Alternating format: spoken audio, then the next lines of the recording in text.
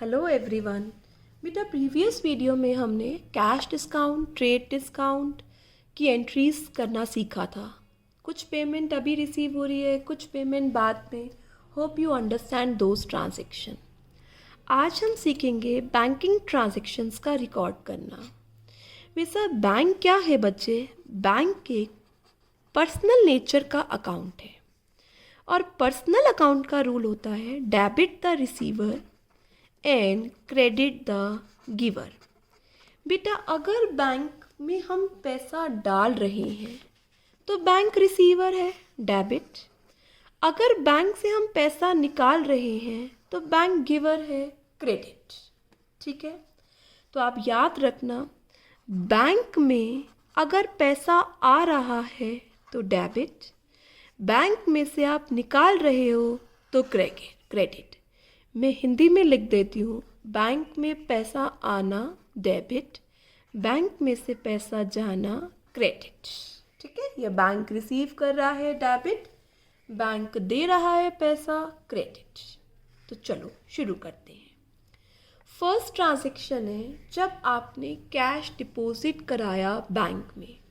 बेटा आप अकाउंट खुलवाते हो, कहीं भी बैंक में आप अकाउंट खुलवाते हो, आपको कैश देना पड़ता है तभी आपका बैंक अकाउंट खुलता है। तो फर्स्ट ट्रांजैक्शन में दो चीज़ें आ रही हैं, कैश एंड बैंक। अब आप रूल लगाओ, कैश कौन से नेचर का अकाउंट है? रियल का रूल है debit what comes in, credit what goes out. बेटा कैश जा रहा है क्योंकि कैश आप डिपॉजिट करा रहे हो, credit what goes out. Bank personal nature का अकाउंट है, बैंक में पैसा आ रहा है, डेबिट। तो एंट्री रिकॉर्ड करो मेरे साथ। ये सारी एंट्रीज आपको फेयर नोटबुक में लिखनी है। क्या एंट्री होगी? Bank account debit to cash account. अभी इनमें अमाउंट नहीं है, हम सिर्फ एंट्री बनाना सीख रहे हैं। ठीक है बेटा, अब यहाँ देखो, व्हेन कैश इज़ विड्रॉल। अब कुछ एंट्रीज आप वर्बली भी कोशिश कर सकते हैं। कैश विड्रॉ कर रहे हैं तो कैश आ रहा है, बैंक जा रहा है तो क्या एंट्री होगी? Cash to bank. इस एंट्री का रिवर्सल हो जाएगा। नहीं तो मैं आपको रूल से भी समझाती हूँ। दो अकाउंट आएंगे, cash and bank. Cash real account का रूल है, कैश विड्रॉ कर रहे हो तो कैश आ रहा है, debit what comes in. Bank personal nature का अकाउंट है, पर्सनल का रूल है debit the receiver and credit the giver. Bank पैसा दे रहा है, गिवर है, तो क्या एंट्री हो गई? Cash account debit to bank. Alright, एक चीज़ और याद कर चलना बेटा, जो भी असेट्स होते हैं उनका डेबिट बैलेंस होता है, जो लायबिलिटीज़ होती हैं उनका क्रेडिट बैलेंस। ये वैसे ही रिकॉल कराया है, अभी यहाँ कुछ लेना देना नहीं है। बेटा चेक या कोई ड्राफ्ट रिसीव हुआ है कस्टमर से। ड्राफ्ट का मतलब डीडी, डिमांड ड्राफ्ट आपने देखा होगा बच्चे। और डिपॉजिट करा दिया बैंक आपने सेम डे में। बेटा लेट अस सपोज 1 अप्रैल को आपको चेक मिला, आपने 1 अप्रैल को ही डिपॉजिट करा दिया, तो डिपॉजिट कराने की एंट्री हो जाएगी। अब मुझे दोबारा नहीं बताने की ज़रूरत इसे। बैंक में पैसा आ गया, बैंक डेबिट, कैश चला गया, कैश क्रेडिट। ठीक है बच्चे, बट ये चेक और ड्राफ्ट जो कस्टमर से मिला था, आपने सेम डे डिपॉजिट नहीं कराया और आपने इसे डिपॉजिट कराया है कुछ अनदर डेट पर। 1 अप्रैल को चेक मिला था, बेटा आपको टाइम नहीं मिला, आपने 5 अप्रैल को चेक जमा कराया। बेटा मैं आपको एक दिन वीडियो में ही चेक को पढ़ना सिखाऊंगी, चेक नंबर क्या होता है, कहाँ डेट डालते हैं, चेक को कैसे फिल करते हैं, सेल्फ चेक कौन सा होता है, अकाउंट पेबल चेक कौन सा होता है, ये सब बातें मैं आपको धीरे धीरे सिखाऊंगी। ठीक है, पढ़ना बच्चे। क्या गिवन है? अच्छा एक चीज़ देखो, यहाँ पर ना कैश नहीं आया था, एक बार ये थर्ड एंट्री दोबारा देखना बेटा। चेक और ड्राफ्ट कस्टमर से रिसीव हुआ था और आपने डिपॉजिट करा दिया सेम डे में। तो बच्चे थर्ड एंट्री एक बार हम दोबारा देखते हैं, फिर हम फोर्थ पर आएंगे। चेक को ड्राफ्ट कस्टमर से रिसीव हुआ था तो दो चीज़ें हुई, बैंक और कस्टमर। कैश तो आया ही नहीं बच्चे हमारे पास। बैंक अकाउंट में पैसा आ रहा है, डेबिट, रिसीवर है। कस्टमर पैसा दे रहा है, गिवर है, क्रेडिट द गिवर। तो मैंने यहाँ गलती से कैश लिख दिया, रेक्टिफाई कर लीजिए। यहाँ पर क्या आएगा, bank account debit to customers account. Alright, name है तो नेम के साथ अकाउंट मत लगाना। यहाँ कैश नहीं आया हमारे पास, कस्टमर से सीधा चेक आ गया, तो bank and customers are two account which are affected. वापस आओ, 1 अप्रैल को चेक आया था कस्टमर से, 1 अप्रैल को किसी कारण जमा नहीं करा पाए, और कब जमा कराया, 5 अप्रैल को। मतलब बेटा अलग अलग डेट है ना, सेम डे डिपॉजिट ना होकर नेक्स्ट डे या किसी डिफरेंट डेट पर डिपॉजिट हुआ है, तो बैंक में पैसा नहीं गया। उस केस में आप बैंक की जगह वर्ड क्या लिखेंगे, cheque in hand debit. Alright, किससे आया, कस्टमर से। ध्यान रखना इन दो एंट्री में क्या डिफरेंस हुआ। यहाँ मैंने डायरेक्टली बैंक में जमा करा दिया, उसी दिन बैंक में जमा करा दिया, तो एंट्री क्या लिख दी, बैंक में पैसा आ गया। उस दिन बैंक में जमा नहीं हुआ, तो मेरे हाथ में वो क्या है, एक चेक है। ये चेक है बेटा मेरे हाथ में, जो वरुण से रिसीव हुआ है। ठीक है, ये चेक है मेरे हाथ में, ये सेम डे डिपॉजिट नहीं हुआ। ये चेक उस दिन की मैं क्या एंट्री करूंगा, जिस दिन मेरे हाथ में ये चेक है, उस दिन की एंट्री करूंगा मैं, cheque in hand to customer. Bank में पैसा नहीं आया, अभी चेक इन हैंड है बैंक की जगह। अब ये चेक है बेटा, मैंने 5 को जमा करा दिया, चेक चला गया, cheque credit to cheque in hand. किस में चला गया, बैंक में। बैंक में पैसा आ गया, बैंक रिसीवर हो गया, तो क्या एंट्री हो गई, bank account debit to cheque in hand. Alright, मैं फिर से ये तीनों एंट्री समराइज करती हूँ। आपके पास एक बैंक से चेक आया, सेम डे डिपॉजिट करा दिया, बैंक में सेम डे डिपॉजिट करा दिया, कस्टमर से चेक आया था, एंट्री कर दी बैंक टू कस्टमर। आपके पास एक चेक आया, सेम डे डिपॉजिट ना कराकर नेक्स्ट डे डिपॉजिट कराया, तो जिस दिन आया cheque in hand to customer, और जिस दिन डिपॉजिट कराया बैंक टू कस्टमर। ध्यान से देखो, मैंने इस जर्नल एंट्री के 2 पार्ट कर दिए, cheque in hand to customer and bank to cheque in hand. Understand बेटा। अगर कुछ ना लिखा हो क्वेश्चन में, तो क्या मानेंगे कि सेम डे डिपॉजिट हो गया, एंट्री करेंगे बैंक टू कस्टमर। ऑलराइट, चलें बच्चे, चेक इन हैंड असेट है, रियल अकाउंट है, debit word comes in, credit word goes out. Alright बच्चे, चलें बेटा आगे, आगे पढ़ो। एक कस्टमर ने डायरेक्टली बेटा मेरे से बिना बताए ही क्या किया, बैंक में जमा करा दिया, कोई दिक्कत नहीं है। तो 2 अकाउंट इफेक्ट होंगे, बैंक और कस्टमर से ये चेक आया है, कस्टमर। सेम वही, बैंक में पैसा आ गया, डेबिट, कस्टमर दे रहा है, क्रेडिट द गिवर।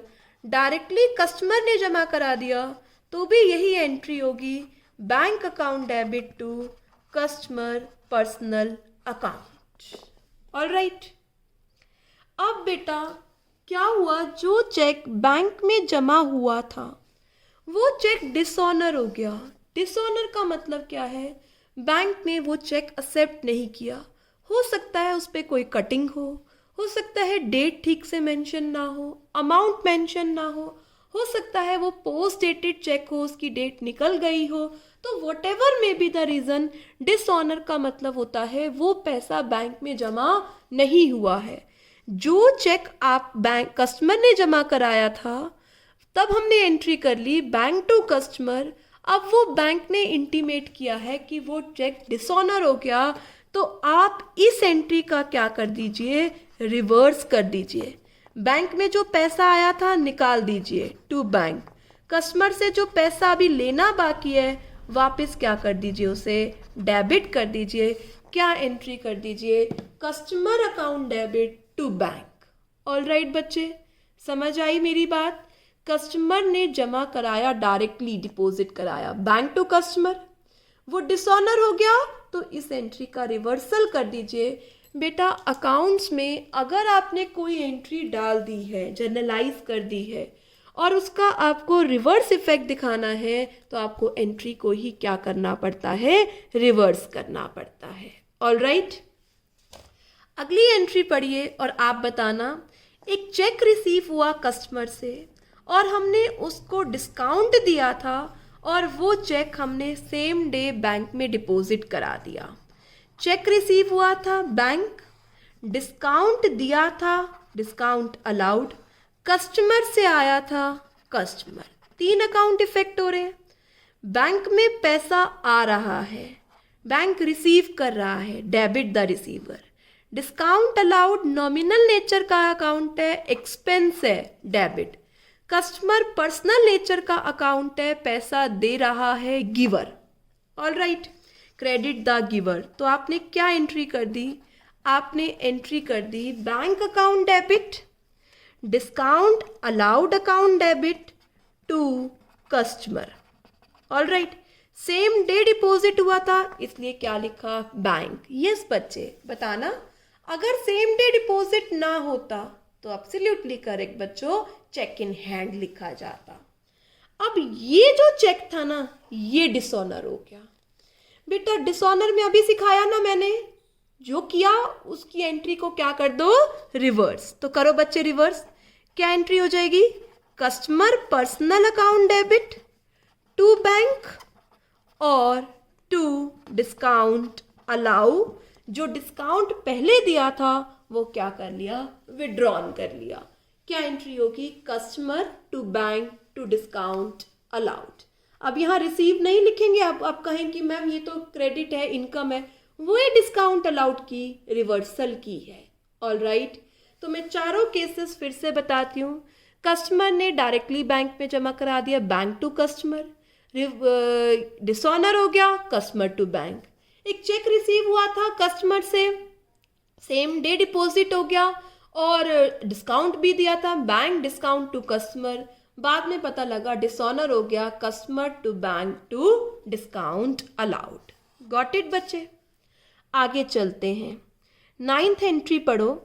आपने किसी की पेमेंट करी है, उसे चेक दिया है, किसी भी की पेमेंट करी है और उसे चेक दिया है। लेट अस सपोज आपने राम की पेमेंट करी है और चेक दिया है उसे, तो राम और बैंक 2 अकाउंट इफेक्ट होंगे। राम पर्सनल नेचर का अकाउंट है, राम को आपने चेक दे रहे हो, debit the receiver. Bank personal account है, बैंक से निकाल रहे हो, बैंक गिवर है, क्रेडिट द गिवर। तो क्या एंट्री हो गई राम को पे करने की, राम डेबिट, जो भी नेम होगा आप नेम लिख देना बेटा, टू बैंक अकाउंट। आपने क्या कर दिया, पेमेंट करी है थ्रू चेक। ऑलराइट, अब आपने कोई भी एक्सपेंस पे किया है। लेट अस सपोज आपने इलेक्ट्रिसिटी बिल, आजकल हम ऑनलाइन इलेक्ट्रिसिटी बिल आता है तो अपने पेटीएम या बैंक से डायरेक्टली पे कर देते हैं। इलेक्ट्रिसिटी बिल पे किया है चेक से, इलेक्ट्रिसिटी बिल और दूसरा क्या अकाउंट आएगा, bank. Yes, electricity bill expense है, नॉमिनल, डेबिट ऑल एक्सपेंसेस। पे किया है आपने बैंक से, पर्सनल है, बैंक पैसा दे रहा है, गिवर है, क्रेडिट द गिवर। तो जो भी एक्सपेंस है to bank, electricity bill account debit to bank, तो जो भी एक्सपेंस आएगा आप क्या लिख देंगे, expense account debit to bank, expense account debit to bank. Expenses pay किए हैं किससे, चेक से। गॉट इट बच्चे, किसी कस्टमर को पे किया है या वेंडर को पे किया है तो vendor debit to bank, expense pay किया है तो एक्सपेंस टू बैंक। चलें बच्चे, नेक्स्ट आता है आपने कैश विड्रॉ किया है पर्सनल यूज़ के लिए। बेटा जब भी आप कैश विड्रॉ करते हैं पर्सनल यूज़ के लिए उसे क्या बोलते हैं, ड्राइंग। तो एक तो ड्राइंग्स आ गया और दूसरा क्या हुआ, बैंक। ड्राइंग्स पर्सनल नेचर का अकाउंट है, पर्सनल नेचर का अकाउंट क्या कहता है, डेबिट द रिसीवर, पैसा रिसीव कर रहे हो, डेबिट द रिसीवर। बैंक भी पर्सनल नेचर का अकाउंट है, बैंक पैसे दे रहा है, गिवर है, क्रेडिट द गिवर। तो क्या एंट्री हो गई बच्चे? आप अगर विड्रॉ कर रहे हैं पर्सनल यूज़ के लिए बैंक से तो entry will be drawings account debit to bank. All right, drawings account debit to bank. और कैश में विड्रॉ होता तो बताना। बिल्कुल सही बच्चे, ड्रॉइंग्स टू कैश। अब बैंक ने आपसे इंटरेस्ट चार्ज किया है। बेटा बैंक अपनी सर्विसेज प्रोवाइड करता है तो हमसे इंटरेस्ट चार्ज करता है ना। तो दो चीज़ें आ गई इसमें, एक इंटरेस्ट और एक बैंक। इंटरेस्ट एक्सपेंस है, डेबिट। बैंक से पैसा निकल रहा है, गिवर है, क्रेडिट। तो क्या एंट्री हुई अगर बैंक हमसे इंटरेस्ट चार्ज करता है? Interest debit to bank. All right, क्या एंट्री करी आपने? Interest debit to bank. All right, अगर इंटरेस्ट अलाउ कर रहा है बैंक, मतलब बैंक हमें इंटरेस्ट दे रहा है, तो एक इंटरेस्ट फिर से इफेक्ट हुआ। और बैंक, बेटा बैंक हमें इंटरेस्ट दे रहा है तो इंटरेस्ट हमारी इनकम है। Income means credit. All right, bank दे रहा है, बैंक क्या है? बैंक में इंटरेस्ट आ रहा है, इसका मतलब ऐसे लीजिए, बैंक ने जो हमें इंटरेस्ट दिया उससे हमारा बैंक अकाउंट बढ़ रहा है, तो बैंक रिसीवर है। ऐसे मत सोचना कि बैंक दे रहा है, बैंक में हमारा पैसा आ रहा है तो बैंक अकाउंट बढ़ रहा है। आना मीन्स डेबिट। तो क्या एंट्री हो जाएगी? Bank account debit to interest. मैं इन दोनों एंट्रीज को फिर से समझाती हूँ। अगर इंटरेस्ट बैंक ने चार्ज किया तो बैंक से पैसा निकल रहा है। ठीक है बेटा, बैंक से पैसा निकल रहा है, हमारा बैंक कम हो रहा है, क्रेडिट। क्योंकि यहाँ पर मैंने आपको, इसीलिए आप कंफ्यूज ना हो, ये लिखा था डेबिट का मतलब आना, क्रेडिट का मतलब जाना बैंक के लिए। तो बैंक में पैसा आ रहा है, डेबिट। बैंक से इंटरेस्ट ले रहा है, क्रेडिट। ऑलराइट, आगे चलिए। आप बैंक के पॉइंट ऑफ व्यू से नहीं, अपने पॉइंट ऑफ व्यू से रिकॉर्ड करेंगे, मतलब बिजनेस पॉइंट ऑफ व्यू से रिकॉर्ड करें। बैंक पैसा दे रहा है तो रिसीवर। ठीक है बेटा, यहाँ पर चार्ज कर रहा है, बैंक हमसे चार्ज कर रहा है तो हमारे अकाउंट में से जा रहा है, क्रेडिट।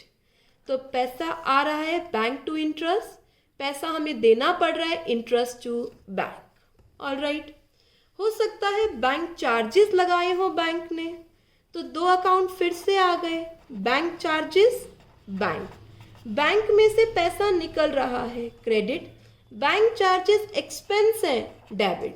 तो बैंक की सारी एंट्रीज ये ध्यान में रखते हुए करें कि अगर बैंक बैलेंस बढ़ रहा है, डेबिट, बैंक बैलेंस कम हो रहा है, क्रेडिट। तो बैंक चार्जेस एक्सपेंस है, डेबिट, बैंक चार्जेस एक्सपेंस है, डेबिट, और पैसा बैंक से निकल रहा है टू बैंक या क्रेडिट। और all right, bank charges to bank. यहाँ पर हमारी बैंक से रिलेटेड एंट्रीज कंप्लीट हुई। हम फटाफट से रिवाइज करते हैं। Cash deposit into bank, bank बढ़ रहा है, बैंक टू कैश। विड्रॉ कर रहे हैं, कैश टू बैंक। कोई कस्टमर डायरेक्टली डिपॉजिट करा रहा है, बैंक टू कस्टमर। को सेम डेट नहीं डिपॉजिट कराया तो पहले cheque in hand to customer, जिस दिन डिपॉजिट करा दिया तो bank to cheque in hand. Customer ने डायरेक्टली डिपॉजिट कराया, बैंक टू कस्टमर। अगर डिसऑनर हो गया, रिवर्स एंट्री।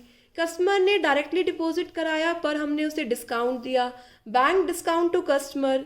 अगर डिसऑनर हो रहा है तो रिवर्सल।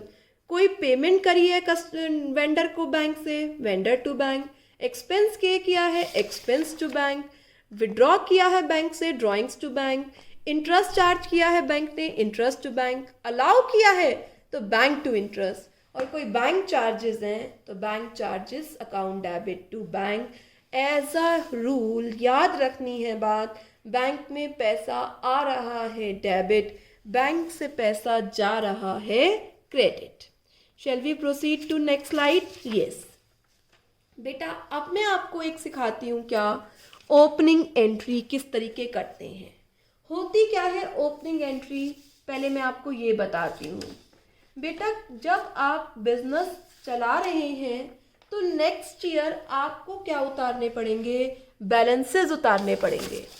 तो बेटा जो नेक्स्ट ईयर आप बैलेंस उतारेंगे उसकी जो एंट्री बनाते हैं उसे बोलते हैं ओपनिंग एंट्री। जैसे पिछले बार आपके पास कैश पड़ा था, बैंक बैलेंस पड़ा था, कोई भी असेट पड़े थे, वो आप नेक्स्ट ईयर कैरी करके लाएंगे ना, तो नेक्स्ट ईयर जो एंट्री करते हैं उसे बोलते हैं ओपनिंग एंट्री। ठीक है, ये असेट की डिटेल है, ये लायबिलिटी। बस आपको ये ध्यान रखना है, असेट डेबिट होते हैं सारे, लायबिलिटीज क्रेडिट होती है, क्योंकि वी हैव टू पे इट आउटसाइडर्स। ठीक है, अब देखो यहाँ पर कैश है तो आप क्या लिखेंगे, कैश अकाउंट डेबिट, कितने से 8000। बैंक का बैलेंस है तो आप क्या लिखेंगे, bank account debit, opening entry बोलते हैं इसे। स्टॉक का बैलेंस है तो स्टॉक अकाउंट डेबिट 54,000 से। डेटर्स के नेम है तो डेटर्स के नेम डेबिट, ए डेबिट 12,000 से, बी डेबिट 15,000 से, सी डेबिट 20,000 से, मशीनरी डेबिट 60,000 से। सारे असेट्स एक एक करके आपने क्या कर लिए, उतार लिए। ये सारे असेट्स डेबिट करते करते एंट्री में उतार लिए। लायबिलिटी सारी क्रेडिट, 2D 7,000 क्रेडिटर है, 2E 13,000 का क्रेडिटर है, 2 कैपिटल, कितने की कैपिटल 2 लाख। ये सारी लायबिलिटीज है। सारे असेट्स उतार लिए डेबिट, सारे लायबिलिटी क्रेडिट। अब आप सारे असेट्स का टोटल करो। अगर आप सारे असेट्स का टोटल करोगे तो 1,89,000 आ रहा है, और अगर आप सारी लायबिलिटीज का टोटल करोगे तो 220 आ रहा है। मतलब डेबिट साइड और क्रेडिट साइड मैच नहीं कर रहा। तो बच्चे अगर असेट साइड कम है तो याद रखना, अगर असेट साइड कम है तो बैलेंसिंग फिगर क्या डालोगे आप, गुडविल। गुडविल बैलेंसिंग फिगर क्या डालेंगे, गुडविल। ऑलराइट, अगर असेट साइड कम है तो किसके कारण है, बाकी आपकी गुडविल है।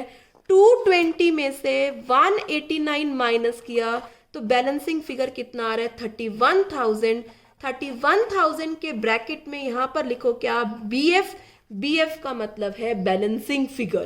कितने की बैलेंसिंग फिगर, 31,000। और नरेशन लिखेंगे, assets and liabilities brought forward. Assets and liability brought forward. Alright बच्चे, सारे असेट्स डेबिट, 2 लायबिलिटी। जो डिफरेंस अगर असेट्स में कम आ रहा है तो क्या लिखेंगे, गुडविल। हो सकता है लायबिलिटी में डिफरेंस आ रहा हो तो उसे बोलेंगे कैपिटल। ये मैंने क्वेश्चन आप लोगों के लिए बनाया है जहां पर असेट कम थे। अब एक और हम कर रहे हैं जहां लायबिलिटीज कम होंगी। ये असेट्स है, ये लायबिलिटी की डिटेल है। अभी मैंने आपको सिखाया ना, असेट सारे एक एक करके डेबिट करो। Assets 15,000 cash, bank account debit 5,000, दिख रहा है बच्चे आपको। Stock account debit 40,000, furniture account debit 3,600, debtors उतारो एक एक करके, X 6,000, Y 8,000, Z 10,000। लायबिलिटीज उतारो बच्चे, 2 बैंक लोन 10,000, 2 क्रेडिटर में A 5,000, 2 क्रेडिटर में B 7,500।